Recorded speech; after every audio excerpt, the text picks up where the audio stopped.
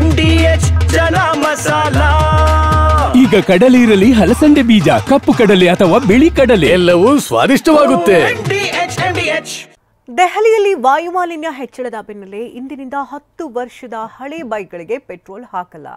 ಅಮರನಾಥ ಯಾತ್ರೆಗೆ ಬಿಗಿ ಭದ್ರತೆ, ನಾಯ್ಡು ಪವನ್ ಕಲ್ಯಾಣ್ ಆರ್ಎಸ್ಎಸ್ ಏಜೆಂಟ್ಸ್ ಅಂತ ಓವೈಸಿ ಆರೋಪ, ಮತ್ತೆ ಹಠಮಾರಿ ಧೋರಣೆ ಆರಂಭಿಸಿದ ಇರಾನ್. ಇದೆಲ್ಲವನ್ನ ನೋಡೋಣ ನ್ಯಾಷನಲ್ ನ್ಯೂಸ್ ಟಾಪ್ನಲ್ಲಿ. ಇಂದಿನಿಂದ ದೆಹಲಿಯಲ್ಲಿ 10 ವರ್ಷ ಹಳೆಯದಾದ ಡೀಸೆಲ್ ವಾಹನಗಳು ಮತ್ತು 15 ವರ್ಷ ಹಳೆಯದಾದ ಪೆಟ್ರೋಲ್ ವಾಹನಗಳಿಗೆ ಪೆಟ್ರೋಲ್ ಡೀಸೆಲ್ ಹಾಕಲ್ಲ. ಹೀಗಂತ ದೆಹಲಿ ಪೆಟ್ರೋಲ್ ಪಂಪ್ ಡೀಲರ್ಸ್ ಅಸೋಸಿಯೇಷನ್ನ ಅಧ್ಯಕ್ಷ ನಿಶ್ಚಲ್ ಸಿಂಘಾನಿಯಾ ಹೇಳಿದ್ದಾರೆ. ಇದಕ್ಕೆ ಕಾರಣ ದೆಹಲಿ ಸರ್ಕಾರ ದೆಹಲಿಯಲ್ಲಿ ವಾಯುಮಾಲಿನ್ಯ ಹತೋಟಿಗೆ ತರೋದಕ್ಕೆ ಕೈಗೊಂಡ ಕ್ರಮಗಳು. ಈ ಕ್ರಮಗಳನ್ನು ಕಟ್ಟುನಿಟ್ಟಾಗಿ ಇವತ್ತಿನಿಂದ ಜಾರಿಗೆ ತರೋದಕ್ಕೆ ದೆಹಲಿ ಪೆಟ್ರೋಲ್ ಬಂಕ್ಗಳು ನಿರ್ಧರಿಸಿವೆ. ಅಮರನಾಥ ಯಾತ್ರೆಗೆ ಭಾರಿ ಕಟ್ಟುನಿಟ್ಟಿನ ಕ್ರಮಗಳನ್ನು ಕೈಗೊಳ್ಳಲಾಗ್ತಾ ಇದೆ. ಈ ಸಂಬಂಧ ಸೋನಾಮಾರ್ಗ್ನ ಬಲ್ತಾಳ್ನಲ್ಲಿ ಅಮರನಾಥ ಯಾತ್ರಿಗಳಿಗಾಗಿ ಟೆಂಟ್ಗಳನ್ನು ನಿರ್ಮಿಸಲಾಗಿದೆ. ಈ ಸಂಬಂಧ ಕೊನೆ ಹಂತದ ತಯಾರಿ ಭರ್ಜರಿಯಾಗಿ ನಡೀತಾ ಇದೆ. ಜಮ್ಮು ಮತ್ತು ಕಾಶ್ಮೀರದ ಲೆಫ್ಟಿನೆಂಟ್ ಗವರ್ನರ್ ಮನೋಜ್ ಸಿನ್ಹಾ ಖುದ್ದಾಗಿ ಆಗಮಿಸಿ ಸಿದ್ಧತೆಗಳ ಪರಿಶೀಲನೆ ನಡೆಸಿದ್ದಾರೆ. ಮತ್ತೊಂದೆಡೆ ಭದ್ರತಾ ಅಧಿಕಾರಿಗಳು ಪ್ರತಿಯೊಂದು ವಾಹನಗಳನ್ನು ತಪಾಸಣೆ ಮಾಡ್ತಾ ಇದ್ದಾರೆ. ಆಂಧ್ರಪ್ರದೇಶದ ಮುಖ್ಯಮಂತ್ರಿ ಎನ್ ಚಂದ್ರಬಾಬು ನಾಯ್ಡು, ಉಪಮುಖ್ಯಮಂತ್ರಿ ಪವನ್ ಕಲ್ಯಾಣ್ ಮೇಲೆ ಎಐಎಂಐಎಂ ನಾಯಕ ಅಸಾದುದ್ದೀನ್ ಓವೈಸಿ ಗಂಭೀರ ಆರೋಪ ಮಾಡಿದ್ದಾರೆ. ಎನ್ ಚಂದ್ರಬಾಬು ನಾಯ್ಡು ಮತ್ತು ಪವನ್ ಕಲ್ಯಾಣ್ ಅವರು ಆರ್ಎಸ್ಎಸ್ನ ಏಜೆಂಟರು. ಆರ್ಎಸ್ಎಸ್ನ ಅಜೆಂಡಾವನ್ನ ಈ ನಾಯಕರು ಆಂಧ್ರದಲ್ಲಿ ಜಾರಿಗೆ ತರ್ತಾ ಇದ್ದಾರೆ. ಆರ್ಎಸ್ಎಸ್ನ ಹತ್ತಿರ ನೆಲಸಮ ಮಾಡಬೇಕು ಎಂದು ತೀರ್ಮಾನಿಸಿರುವ ಮಸೀದಿ ಮತ್ತು ದರ್ಗಾಗಳ ಪಟ್ಟಿ ಇದೆ. ಈ ಪಟ್ಟಿಯಲ್ಲಿ ಇರೋದನ್ನ ಈ ಏಜೆಂಟರುಗಳು ಜಾರಿ ಮಾಡ್ತಾ ಇದ್ದಾರೆ ಅಂತ ಎಐಎಂಐಎಂ ನಾಯಕ ಅಸಾದುದ್ದೀನ್ ಓವೈಸಿ ಆರೋಪಿಸಿದ್ದಾರೆ.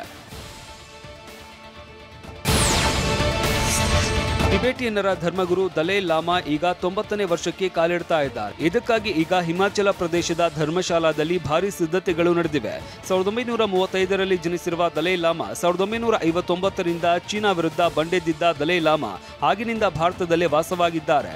ಈ ಬಾರಿಯ ಇವರ ಜನ್ಮದಿನದಂದು ತಮ್ಮ ವಾರಸುದಾರರು ಯಾರು ಅನ್ನೋದನ್ನ ಪ್ರಕಟಿಸುತ್ತಾರೆ ಎನ್ನುವ ನಿರೀಕ್ಷೆಯಲ್ಲಿ ಅವರ ಅನುಯಾಯಿಗಳಿದ್ದಾರೆ. ಹೀಗಾಗಿ ಭಾರತ, ಟಿಬೆಟ್ ಹಾಗೂ ಚೀನಾ ದೇಶಗಳು ದಲೈ ಲಾಮಾರ ನಡೆಯತ್ತ ತೀಕ್ಷ್ಣ ಗಮನ ಹರಿಸಿವೆ.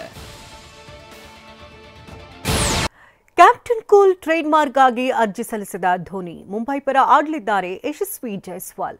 ಕೊಹ್ಲಿ ಪ್ರೇರಣಾದಾಯಕ, ಸ್ಫೂರ್ತಿದಾಯಕ ನಾಯಕ ಅಂತ ಗುಣಗಾನ ಮಾಡಿದ್ಯಾರು? ಬಿಗ್ ಬಾಸ್ ಸೀಸನ್ 12ಕ್ಕೆ ಕಿಚ್ಚನೆ ಬಾಸ್, ಜುಲೈ 4ಕ್ಕೆ ಪೆನ್ ಡ್ರೈವ್ ಸಿನಿಮಾ ರಿಲೀಸ್. ಇದೆಲ್ಲವನ್ನು ನೋಡೋಣ ಎಂಟರ್ಟೈನ್ಮೆಂಟ್ ನ್ಯೂಸ್ ಟಾಪ್ನಲ್ಲಿ. ಕ್ಯಾಪ್ಟನ್ ಕೂಲ್ ಟ್ರೇಡ್ ಮಾರ್ಕಿಗಾಗಿ ಎಂಎಸ್ ಧೋನಿ ಸಲ್ಲಿಸಿದ ಅರ್ಜಿಯನ್ನು ಭಾರತದ ಟ್ರೇಡ್ ಮಾರ್ಕ್ ರಿಜಿಸ್ಟ್ರಿ ಅಂಗೀಕರಿಸಿದೆ.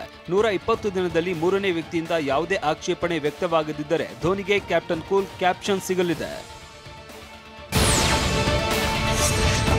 ಮುಂಬೈನಲ್ಲಿ ಇನ್ಮುಂದೆ ನಡೆಯುವ ಪ್ರಾದೇಶಿಕ ಕ್ರಿಕೆಟ್ ಪಂದ್ಯಾವಳಿಗಳಲ್ಲಿ ಆಡುವುದಕ್ಕೆ ಯಶಸ್ವಿ ಜೈಸ್ವಾಲ್ ಲಭ್ಯವಿರಲಿದ್ದಾರೆ. ಜೈಸ್ವಾಲ್ನ ಎನ್ಒಸಿಯನ್ನ ಮುಂಬೈ ಕ್ರಿಕೆಟ್ ಮಂಡಳಿ ಹಿಂತೆಗೆದುಕೊಂಡು ಈ ಅವಕಾಶ ಕಲ್ಪಿಸಿದೆ. ನಾಳೆಯಿಂದ ಭಾರತ ವರ್ಸಸ್ ಇಂಗ್ಲೆಂಡ್ ನಡುವಿನ 2ನೇ ಟೆಸ್ಟ್ ಆರಂಭವಾಗಲಿದೆ. ಈ 2ನೇ ಟೆಸ್ಟ್ನಲ್ಲಿ ಇಂಗ್ಲೆಂಡ್ನ ಯಾವುದೇ ಆಟಗಾರರ ಬದಲಾವಣೆ ಇಲ್ಲ. ಜೋಫ್ರಾ ಆರ್ಚರ್ ಭಾರತದ ವಿರುದ್ಧ 2ನೇ ಪಂದ್ಯದಲ್ಲಿ ಆಡ್ತಾ ಇಲ್ಲ ಎನ್ನಲಾಗಿದೆ. ಆದರೆ ಭಾರತ ತಂಡದಲ್ಲಿ ಯಾರೆಲ್ಲ ಆಡಲಿದ್ದಾರೆ, ಬೂಮ್ರಾ ಆಡಲಿದ್ದಾರಾ, ಹೊಸ ಸ್ಪಿನ್ನರ್ಗಳು ಇಂಗ್ಲೆಂಡ್ ವಿರುದ್ಧ ಮೈದಾನಕ್ಕೆ ಇಳಿಯಲಿದ್ದಾರಾ ಅನ್ನೋದು ಇನ್ನೂ ಅಧಿಕೃತವಾಗಿಲ್ಲ.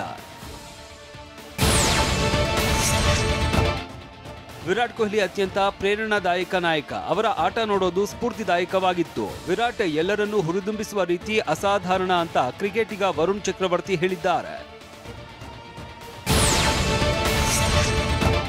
ಮುಂಬೈ ಕ್ರಿಕೆಟ್ ಅಸೋಸಿಯೇಷನ್ ಉತ್ತಮ ಹೆಜ್ಜೆ ಇಟ್ಟಿದೆ. ವಿಕಲಚೇತನ ಆಟಗಾರರ ಕ್ರಿಕೆಟ್ ಸಮಿತಿಯನ್ನ ರಚಿಸುವುದಕ್ಕೆ ಎಂಸಿಎ ಕೌನ್ಸಿಲ್ ಸಭೆಯಲ್ಲಿ ನಿರ್ಧರಿಸಿದೆ. ಬಿಗ್ ಬಾಸ್ ಬರೋ ಟೈಮ್ ಬಂದಾಯ್ತು. ಆದ್ರೆ ಈ ಬಾರಿ ಕಿಚ್ಚ ಸುದೀಪ್ ನಿರೂಪಣೆ ಮಾಡ್ತಾರಾ ಇಲ್ವಾ ಅನ್ನೋ ಸಂದೇಹ ಇತ್ತು.